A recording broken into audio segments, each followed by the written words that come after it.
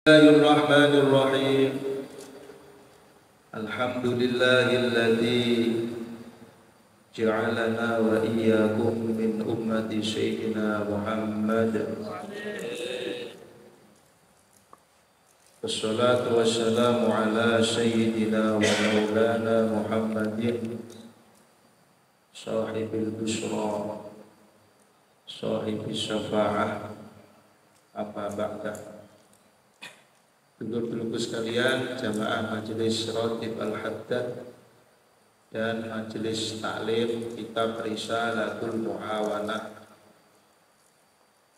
yang sama-sama dimuliakan Allah, bil khusus akhina al-karim Habib Abdul Hamid, para asatid, para pimpinan majelis yang hadir pada malam hari ini. Alhamdulillah, kita bersyukur kehadirat Allah. Kita ditakdirkan oleh Allah untuk duduk bersama di dalam mencari ilmu, yang ilmu ini menjadi bekal kita menghadapi perjalanan kehidupan kita di dunia. Kalau sekolah itu ada batasannya, paling S1, S2, S3, itu sudah nggak ada S4.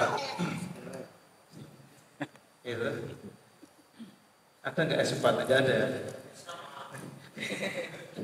S2 itu.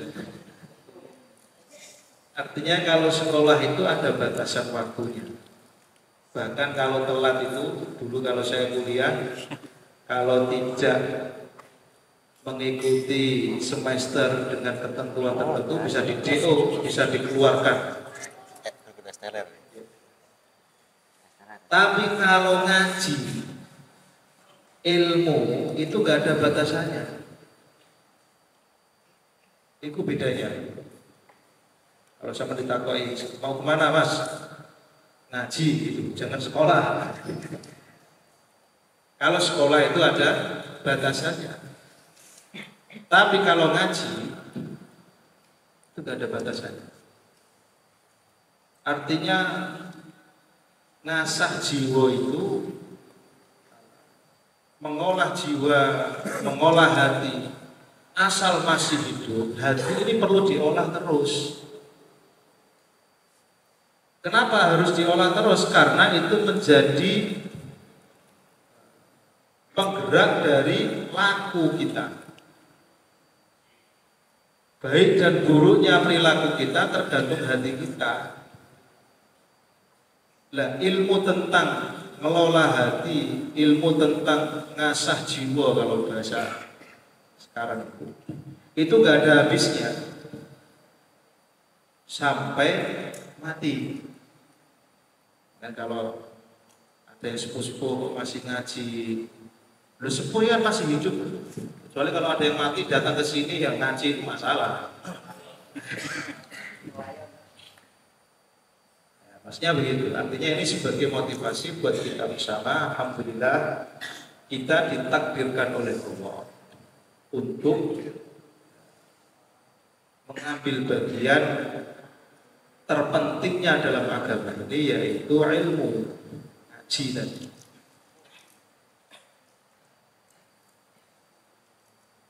Nah, syukur yang semacam ini itu akan melahirkan kebaikan-kebaikan baru. Itu yang disebut dengan ayat yang sering kita dengar. La in syakartum la azidannakum wa la in kafartum inna adzabi lasyadid. Ini rata-rata dipakai dalil syukur tentang harta. Padahal di situ tidak ada. Syukur ya semua hal yang baik yang Allah berikan kepada kita, kalau kita syukuri akan ditambah oleh Allah. Pak Ustadz, saya ini punya istri, setiap hari saya bersyukur kok nggak tambah-tambah. Bojo itu aja tambahnya itu lah, ini yang perlu dipahami. La in syakartum la azidannakum. Jika kalian bersyukur, jika kalian berterima kasih, akan saya tambah. Tambah ini maksudnya bukan tambah berupa nominal, 1 jadi 2, 2 jadi 3, bukan. Tapi tambah keberkahannya.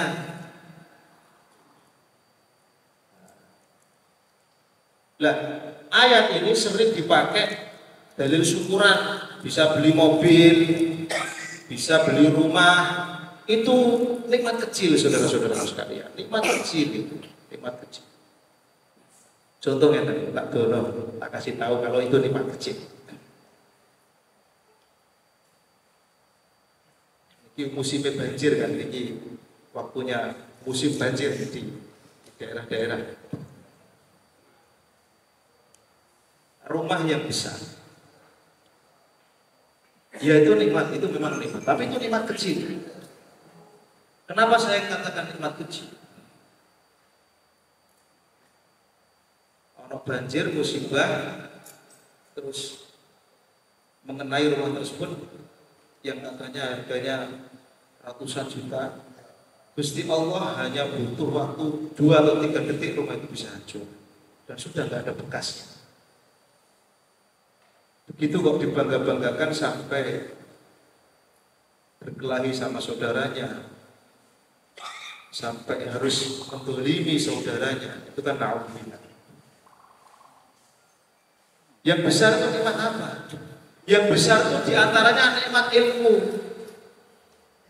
Jenengan dikasih ilmu sama Allah lewat ngaji. Contoh, jenengan faham dalam bab sholat, cara takbir yang betul, cara sujud yang benar, cara sedekah yang benar. Sekali dapat ilmu dan itu masuk di dalam hati kita, apapun keadaannya, mau banjir, mau gempa, insya Allah gak akan hilang ilmu itu. Gak akan hilang dengan gempa yang seperti itu. Paham betul maksud ini?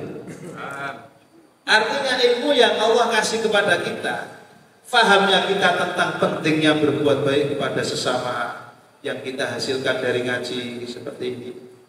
Ngerti sampai bab fikih, caranya takbir yang benar kayak gimana, caranya rukuk yang benar gimana, caranya mi'raj kepada Allah yang benar gimana. Ini tidak akan hancur dengan banjir, dengan tsunami, tidak akan hancur. Justru malah menguatkan kita. Ketika kena musibah, ilmu yang tadi yang Allah kasihkan itu justru akan menguatkan langkah kita. Dari kita masuk la in syakartum la azidannakum. Jangan dipikir itu nikmat atau rezeki itu hanya materi dari syukurannya. Ini gini, masya Allah, cara nikmat yang seperti ini dikai konco sing apik ku yo nikmat.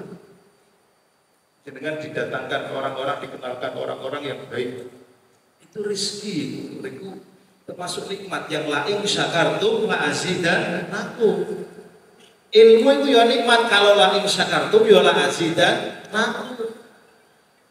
Apalagi jadi makna la in syakartum la azidannakum itu semua kebaikan yang kita rasakan itu nikmat. Jangan dianggap sepele, yang kita nganggap gede itu kan yang uang banyak, terus bisa beli rumah, itu nikmat tapi kecil, kecil.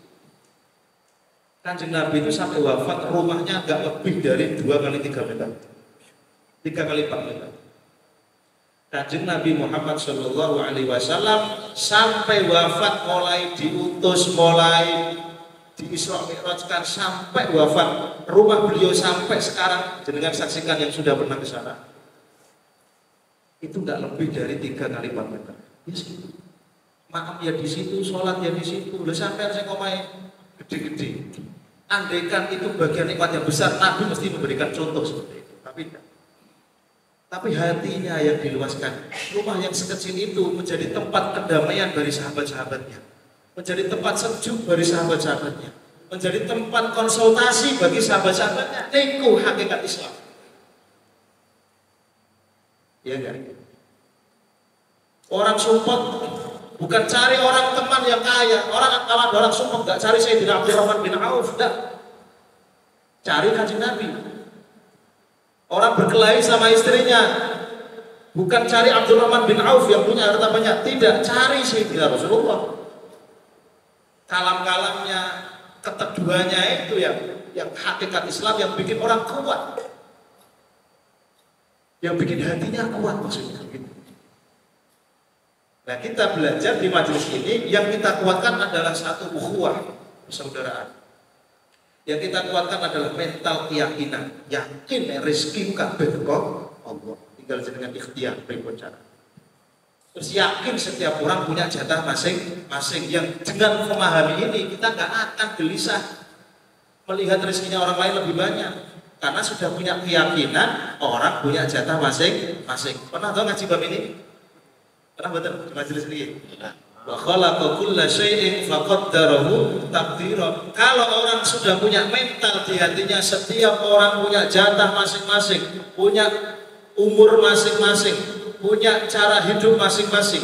Maka kalau kita faham bab ini, mental kita akan tatak ngadepi. Pasti mental kita ini akan madep-madep ke Allah. Tidak pernah goyang. Ada temannya begini-begini, enggak. Fokus aja kita. Kerja fokus yang tenanan, ibadah fokus yang tenanan. Oh enak banget. Ini yang sudah mulai hilang ilmu seperti ini di zaman akhir. Kerja dulu koncone luwih hebat, lebih banyak sebuli musuh. Dari situ ngopeni rezekinya yang kaya, rezekinya dewe gak diopeni. Terus pikir, nah mental ini mental, bukan mental mukmin yang qawi. Ada yang bilang al mukmin al qawi ahabbu ilallah minal mukminid dhaif. Mukmin yang kuat itu lebih dicintai oleh Allah dengan mukmin yang dhaif lemah. Ini ada yang menafsirkan mukmin yang kaya lebih dicintai oleh Allah daripada mukmin yang fakir. Kalau saya nggak setuju.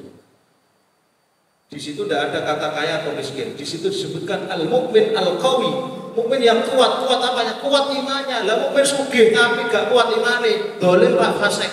Jadi pemimpin fasik pasti. Apakah begini yang kita banggakan? Tidak.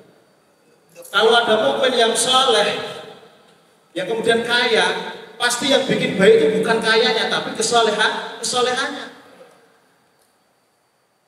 Buat apa arti kekayaan, arti kemegahan, tapi tidak ada kesolehan? Hancur juga Pak Islam dipegang orang seperti itu, hancur. Akhirnya apa? Ya tadi, melegalkan barbar, punya uang. Itu orang fakir atau orang kaya? Orang kaya. Yang bisa melegalkan, yang bisa bayari sampai ayo coblos aku, tapi nek sing saleh kaya Habib dikasih kayak duit sampai terima gak apa-apa. Iya siap-siap nelongso ngono ae. Kotoran duit. Artinya begini, al-mukminul qawi itu mukmin qawi itu yang kuat secara mental, bukan kuat secara harta. Kalau nanti mau pakai dalil kuat secara harta akan masalah, itu harus soleh dulu. Harus soleh dulu. Kita harus kaya, karena kalau kita kaya nanti kita kuat, salah. Kita harus soleh dulu. Karena kalau kaya tidak pegang orang soleh, jabatan yang tidak dipegang orang soleh pasti berantakan sekalipun dia muslim. Bisa dipaham ya? Nah, majelis ini berusaha membentuk kesolehan. Ayo sing soleh, sing baik. Nanti kalau jenengan sudah soleh, sudah betul-betul ibadah dilakukan dengan sesama baik, kalau mau niat ikhtiar pengen jadi wong sugih, walaupun catatannya kono fakir, boleh sugih nih botangi sore jadi malaikat mata fakir jauh. Untung aja malaikat tidak kasih tahu. Paham betul ya? Al-mukminul qawi, orang mukmin yang kuat. Itu al-qawiyyu fi imanihi wa islami, kuat Islamnya, kuat imannya, mentalnya kuat. Dan kalau soleh sudah dibangun, kalau mental sudah dibangun, mau dia fakir lah, mau dia kaya lah, pasti akan baik-baik saja.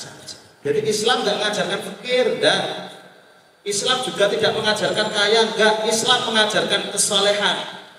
Kok misalkan jenengan ditakdirkan sugih bi barokatis soleh, dengan soleh dengan kemudian dikasihkan kaya, insya Allah kekayaan itu akan menjadi kekayaan yang baik. Kok misalkan jenengan sudah soleh kok ditakdirkan wis diwangi merantau puluhan tahun pada fakir, motornya gak duwe. Misalnya, ana gak sih ngono? Ana. No, nebeng konco. Rokok is mulai medun-medun. Itu gak apa-apa aku menengah, sepenting soleh. Oh ngono loh. Jadi cara-cara berpikir kita itu agak lebih mendalam sedikit. Artinya yang kita bangun dalam majelis bukan kita harus kaya atau kita nggak boleh miskin, kita harus jadi jabat. Nggak, soleh dulu. Kalau kita soleh terserah yang mungkin punya latar belakang pendidikan S1, S2 jadi dosen, insya Allah kalau memang dia soleh akan jadi dosen yang baik. Amin. Kalau dia nanti nyalon kok jadi, insya Allah jadi jabatan yang baik. Amin. Lalu ini buatan kampanye, buatan. Karena jenengan cerdas orang. Ini cara 200.000 sepiro wae. Rokok ini gak tahu ini. Soalnya ngerti nek kula niku tetap mengharamkan. Saya tetap pakai dalil haram terima itu. Sekalipun Habib yang ngasih. Loh itu tenang, saya. Artinya apa? Kalau mau ngasih ya nanti setelah coblosan itu. Ya, itu bagus. Jadi nggak jadi kalau dia ngasih setelah coblosan halal. Itu makanya pentingnya memahami bab agama yang itu. Oh, Ustaz ini kan sodako, sudah dikasih. Oh yang tak pikir ya menunggu. 200 ya Allah. Awak dewi ini puluhan tahun menghindar barang haram 300. Ruwet nih, ngabut. Ojo. Ustaz, gak enak itu, ya terima tapi aja digawe mam. Iku dalil syubhat sing paling rendah. Jadi terima tapi jangan dipakai makane mana iman 200.000 digawe mam. Nyampuri gedhe sampean rotipan setiap malam. Duha setiap hari. Jaluk ya Allah, amitna ala dinil Islam. Anane harap gak dok. Soalnya kula maca, jadi di dalam pondok ini gimana? Ya gak bela Habib enggak diganti. Saya bela kebenaran. Tenang iki bener. Lho kula niku hafal dalil-dalil bab masalah fikih. Jadi pemberian seseorang kepada orang yang lain itu ada macam-macam buahnya. Ada namanya sedekah. Ada namanya hibah. Ada namanya hadiah. Ada namanya wasiyah. Ada namanya atiyah. Ada yang namanya ariyah, ada yang namanya riswah, macam-macam. Itu yang bagian yang haram nanti riswah itu. Orang jenengan kan kayak ngono ae, pokoke sedekah ada orang ngasih gitu aja. Ngasih itu macam-macam kepentingannya. Ya toh? Dan kepentingan inilah yang nanti menentukan hukumnya. Kalau itu apa bahasanya bab itu? Ada nganti-nganti tentang. Kembali lagi apa? Lain sangat tentang. Jadi nikmat yang perlu kita syukuri itu bukan nikmat harta itu betul disyukuri. Tapi ada nikmat yang lebih disyukuri lagi. Diberi teman yang soleh itu ya termasuk harus disyukuri. Alhamdulillah ya Allah. Kok saya ditemukan orang-orang baik. Itu dengan syukuri. Terus dibarengi sehat, bahkan sehat itu lebih tinggi nilainya daripada apa duit uang. Kadang orang cari uang buat cari kesehatan, ya sehat kan disyukuri, ya keliru kan. Nah, ini saya terangkan dalam bab tingkatan bagaimana dalam kenikmatan itu.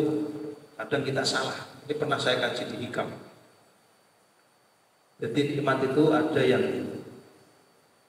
nikmat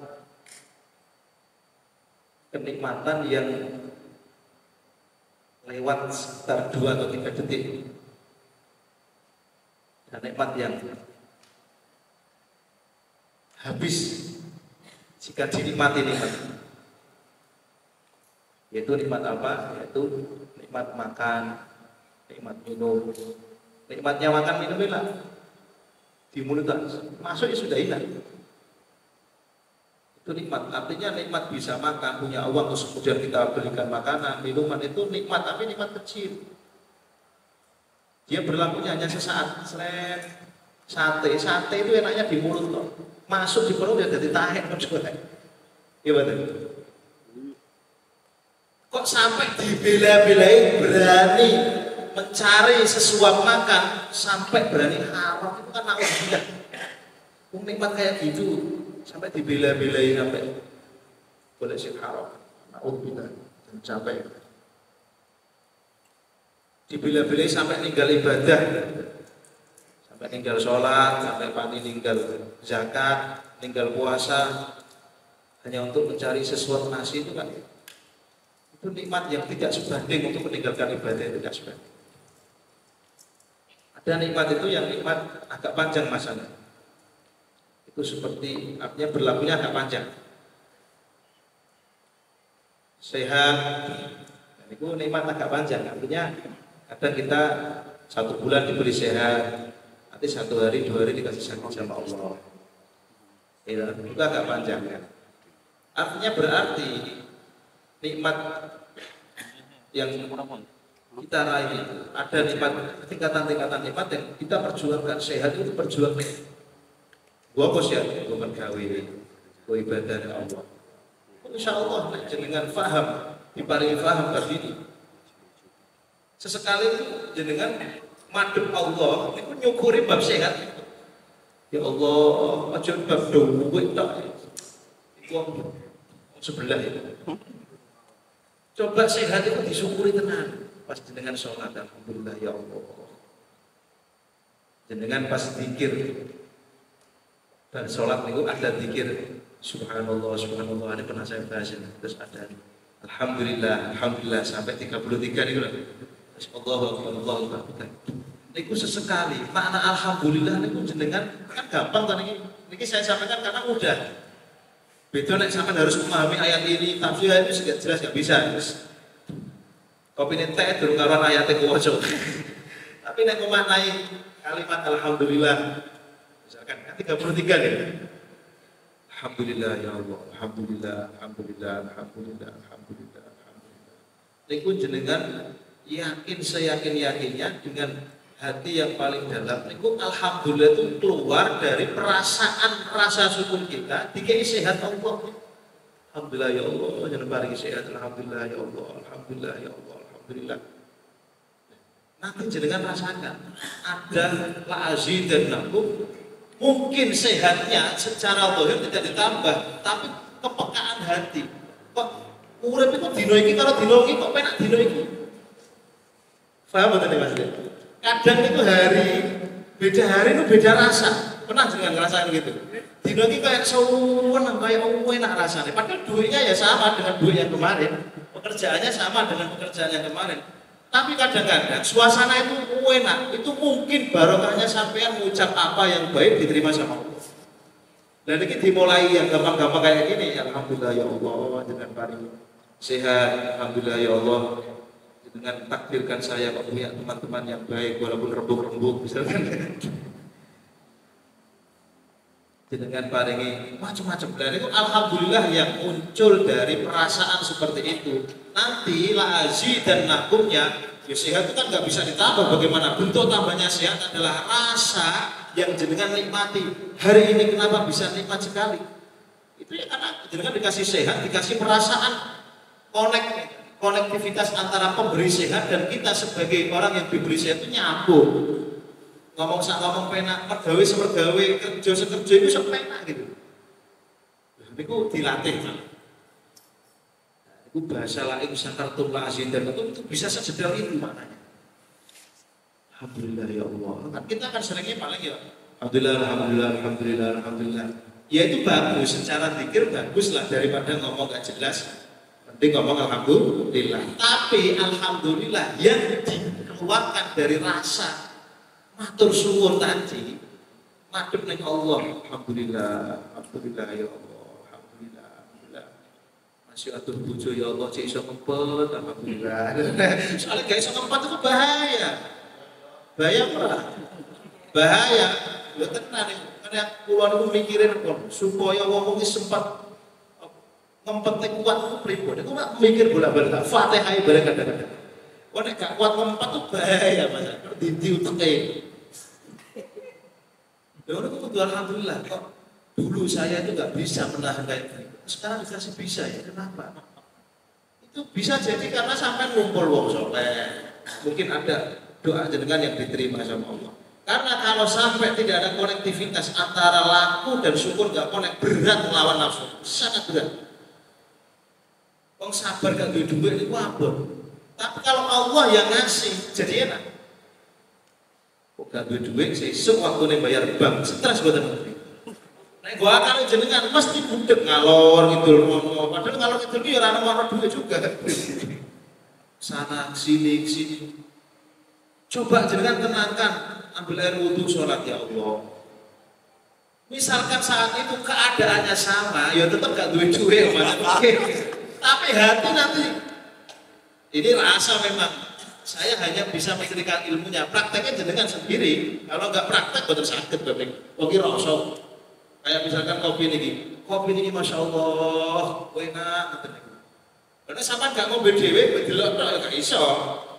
Ya kayak tadi ungkapan alhamdulillah yang jenengan sertai kan ini sehat ya, sehat. Terus jenengan baca alhamdulillah betul terima kasih ya Allah. Ini misalnya aku loro, misalkan saya sakit, nggak mungkin saya bisa kerja, nggak mungkin aku bisa kumpul gitu nih. Terus alhamdulillah, alhamdulillah. Dan itu alhamdulillah matullah cas pun masuk enggak, nggak terobos maksudnya. Alhamdulillah jenengan alhamdulillah kalau pikir sing orang-orang, nanti otaknya, mulutnya, hatinya nggak sinkron. Ya dapat pahala gitu. Nah, kita ngaji Risalatul Mu'awanah, ngaji hikam itu bukan pahala lagi yang kita cari, rasa. Iya gak iso ngerasane duwe Gusti Allah. Kita ini kan selama ini seolah-olah kalau gak duwe Gusti Allah itu gak kita pikir kalau nanti ada sesuatu yang penting lagi nyeluk Gusti Allah. Pas duwe wakan enggak seperti duwe ono iso. Kok nek wis sumpek lagi goleki Gusti Allah. Lha kan rasa pripun kan? Betul sakit kan? Ngaji seperti Risalatul Mu'awanah, ngaji seperti ngaji Al-Hikam, Syi'rul Asrar itu mengajarkan kita punya rasa. Ini di atas hukum lagi. Kalau hukum itu ada makruh, ada sunnah, ada wajib, ada haram, ada mubah. Kalau rasa itu enggak wajib lagi, enggak sunnah lagi, yaitu tapi kebutuhan kita. Kok butuh nih Allah itu orang pas kebutuhan hajat kita enggak. Ya saat ini kita butuh Allah. Cuma kita enggak biasa. Nafas yang berdino kita nafas ini ya Allah juga gak dianggap penting kalau kita karena tidak kita anggap itu kebutuhan yang kita inginkan, padahal itu kebutuhan yang Allah tahu pasti kita butuh, cuma kita gak merasa butuh sehingga gak pernah nyukuri alhamdulillah ya Allah dengan paringi sehat kayak ini. Alhamdulillah ya Allah, dengan paringi keluarga saya aman-aman saja, padahal hidup saya pas-pasan. Coba, di sana itu banyak orang yang rumah tangga itu ya uangnya banyak, ya rumahnya besar-besar, mobilnya banyak, gak setahun ini sebuyar rumah tangga. Ada banyak kan, gak sampai setahun rumah tangga ini sebuyar. Sing lanang selingkuh lah, sing wedok selingkuh lah, semacam-macam. Si baru-baru siapa nih Riarincis atau siapa itu? Iya. Nah, aku orang tak gawe dasar ngaji lagi kok. Nah, jenengan kan jenengan nikmati. Nek kula kan tak delok ya Allah. Wong ayune koyo ngene, sing lanang gantenge koyo ngono sugih-sugih. Ya cerai lho. Kan gak masuk akal toh. Yo teke gak masuk, tapi nek Gusti Allah masuk ae. Lah jenengan sing ado sampe direwangi merantau bojone ning Jawa kan mestinya percaranya lebih presentasinya lebih besar gitu. Istrinya di Jawa, suaminya di sini. Podo rapat jelasnya, gitu kan? Cara dibanding realitis ngono. Potensi cerainya harus lebih tinggi kan? Secara hukum itu kalau kena hukum fikih, perempuan yang tidak dinafkahi batin secara urut 4 hari, kok nuntut nih pengadilan agama selesai sampai ke. Lah iya toh. Ini kudu disyukuri ya, kudu disyukuri alhamdulillah. Tinggal setahun, 2 tahun, nafkah ya setengah-setengah kurang, wajah ya sing lanang ya diliput ireng karuan. Tapi pagah damai ditelepon ya pagah sayang-sayangan ya. Iku sapa sing kaya ngoten niku? Sampeyan atine bojone sampeyan dirubah sithik karo Gusti Allah selesai Pak masalah. Alhamdulillah ya Allah. Terus aku yang nanya ini hukum. Ya kebetulan ada contohnya ngono ae. Kebetulan ada contohnya. Ngono kan gak pernah sampai harus ngomong alhamdulillah ya Allah, tetap baik-baik saja. Iki baru kene. Ya baru kene. Gusti Allah kayak rasa aman karo nek sing siji menjaga kepercayaan, siji menjaga kepercayaan. Lho, ngoten niku. Bapak ngoten niku penting. Wong ku nek rumah tanggane mboten kabeh melu mboten diteni. Wong nek rumah tanggane mboten sakinah. Ruwet, jalan ruwet. Itu semuanya kalau ekonominya, lah ibadahnya pasti akan hancur. Makanya waktu itu kita tahu namanya orang digugat, alhamdulillah. Ya nafkah ya pas-pasan, wajah ya pas-pasan. Gitu.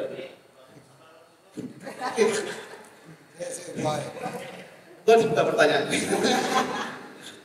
Dengan ini pasti dengan baca alhamdulillah ini kan sudah biasa kan. Artinya nggak perlu memaksa lah waktu baca alhamdulillah nggak perlu maksa. Nek baca Quran saya yakin pasti jenengan harus maksa. Tapi nek baca alhamdulillah kan nggak harus maksa. Cuma ditingkatkan volumenya dulu mungkin hanya baca. Saya kira dirasa. Oh tentu bab rosok. Wes gak hukum nih lagi. Kalau hukum normalnya secara akal berantakan. Tapi alhamdulillah dikai koyo ngene ya delalah Jaya Pura Papua dikai ngumpul koyo ngene penak. Iki nek gak Gusti Allah. Walakin Allah allafa baina qulubihim. Sing iso kumpul nanti lau anfaqta ma fil ardi jami'an. Andaikan kamu berusaha mengumpulkan hatinya orang yang sedang bertikai, yang sedang bercerai, sekalipun ahli-ahli pengacara kumpulkan yang hebat, nek Gusti Allah mengendahkan pisah, tetap pisah. Lau anfaqta ma fil ardi jami'an ma allafta baina qulubihim. Andaikan kamu kumpulkan harta kabeh, kumpulin duit kabeh untuk merukunkan orang yang memang ditakdirkan Allah untuk cerai, tidak akan mampu. Ora iso. Walakin Allah allafa baina qulubihim. Tapi memang Allah kalau ingin mengulfahkan hatinya orang mukmin, kalau ingin mengumpulkan hatinya orang mukmin, menyatukan, mengompakkan, mendamaikan, gak usah bondo. Insya Allah. Lah dhewe iki termasuk bab niku lho. Corong gawe pengajian yang tadi butuh dana piro dhewe ngetakno kiai. Ya imam kayak kopi. Tapi tidak itu ternyata. Ada orang berusaha habis berapa? Ya itu ya, tapi makomnya di bawah sekali. Ada satu hal yang memang Allah yang nyeting untuk tetap damai. Ya kayak mau rumah tangga omayo biasa. Ya nafkah ya kadang kurang, tapi baik-baik biasa sampai. Coba lihat orang tua dulu kita. Sawahnya cuma 2, anaknya 8, mangan kabeh, dadi wong pinter kabeh, wong alim kabeh, sukses semua. Siapa yang buat seperti itu? Dipikir logika, utaknya sama stres. Loh orang tua punya anak 8, babah kita itu. Masuk bapak saya itu saudaranya 8, sawahnya 3. Cara gimana nih cukup? Tapi yo hidup semua, iso mangan kabeh. Apa? Karena orang dulu itu keyakinannya dengan Allah kuat. Selama Allah masih punya sifat Ar-Razzaq, Ar-Rahim, pasti lembuh piye carane ngono yo nyatane. Coba. Mungkin jenengan ada juga yang saudaranya mbah-mbahnya ada yang 8, ada yang 12, kopel kabeh. Yang bikin ruwet itu ya kita membatasi nanti kalau anak saya banyak bagaimana. Loh itu loh, ucapan itu, pikiran itulah yang bikin rahmati Allah gak sida medun. Wis ben dikei rezeki akeh. Nganggep Gusti Allah kae kon anakku akeh piye ya sudah sido dong mboten maksudnya buat dilepaskan ikhtiare ditenanani keyakinane dikuati insyaallah ngeten iki coba usamene kae bendina ngumpul ya tetep damai gak butuh duwe akeh dinapa rokok ya go dhewe-dhewe kopi ya dikiai ya iya ta kula ya ora tau nyedhino sampean iya kopi kotak ya gak tau. Ya semua Gusti Allah cara. Walakin Allah allafa baina qulubihim. Allah lah yang menggabungkan, yang mendamaikan, yang menyatukan itu Allah. Makanya Allah yang ditelanani insya Allah mesti Allah nyatu nih. Dan ini bab rasa, ngaji bab rasa, nyambung antara yang ngaji dengan yang mendengar. Nanti belum bab musyawarah lagi tambah insya Allah. Dan ya, jadi ini bab la in syakartum la azidannakum. Syukur nikmat Allah itu gak cuma nikmat materi saja. Nikmat dikai kanca sing apik niku ya nikmat dikasih sehat niku nikmat yang luar biasa. Nah, kita gunakan kesehatan ini kita jadikan asbab untuk kita tambah senang sama Allah. Dikaringi kanca sing apik ayo dijadikan kanca yang seperti ini, teman yang seperti ini jadikan saling mendukung untuk kebaikan. Ngoten, niku cara menikmatinya begitu, cara bersyukurnya. Nanti Allah akan hadirkan orang-orang baru yang baik-baik yang akan mendukung kebaikan itu. Tapi nek jenengan dulu duit gampang, aku duit iki. Duit sampean tek hilang kok kanca sampean. Sampean kalau berteman kok karena materinya, sekali materi sampean hilang, kebaikan juga akan hilang. Tapi nek jenengan kekancan, kumpul ke krono Gusti Allah, dengan apapun Allah punya cara. Misalnya kalau jenengan dikei salah, itu tetap disepura kalau kancane sampean. Kanca sing apik kanca nek kancane salah enggak dibenci. Tetap apik-apik. Kenapa? Karena dasarnya bertemannya, bermajelisnya karena Allah. Aja kumpul krono sugih mboten kok delalah misalkan ternyata Allah kumpulkan orang kaya hadir di majelis kita. Jangan karena kaya, insya Allah hadir kaya akan ada orang-orang yang sing ahli ilmu kok ditekani Allah. Pak dosen ini sing ahli bahasane sing punya ahli ilmu. Kok seorang sing wong sugih ditekani Allah. Kanggo saling melengkapi. Dan kita berteman bukan karena dunianya, bukan karena dia itu jabatan, tidak. Karena Gusti Allah. Nanti Allah sendiri punya cara menghadirkan kira-kira majelis ini butuh apa? Kira-kira rumah tangga ini butuh apa? Misalkan. Nanti Allah akan hadirkan kebutuhan itu dengan caranya Allah. Karena jenengan dhewe sing mikir, mboten dong. Pegel. Loh ini saya seperti pimpinan majelis, ya saya sarankan seperti itu. Ini dawuhnya Mbah Yai, nek sampeyan mulang ngaji, ngumpuli wong, ngumpuli masyarakat krono pangkate, krono duwike, krono dunyanya, gak suwe jo, gak suwe. Karena itu ya bolak-balik kan. Tapi nek karena Gusti Allah, kok ternyata Allah hadirkan orang kaya di rumahmu, orang kaya di majelismu, orang kaya di pondokmu, menjadi temanmu. Itu hadiah min Allah. Kan kita nggak punya itu hadiah min Allah. Itu syukuri. Mantan cara deh, ini mindset. Artinya ini cara pandang kita sebagai orang yang kita ngaji di majelis kayak gini. Ini mental namanya, mental. Artinya apa? Kalau kita punya mental kayak gitu, sampai konconan wong sugih ya biasa, konconan wong marah ya biasa. Dasarnya ajan karena Allah. Mantan biasa mawon. Sing apik pokoknya. Kita perlihatkan kebaikan itu. Mantan nggih?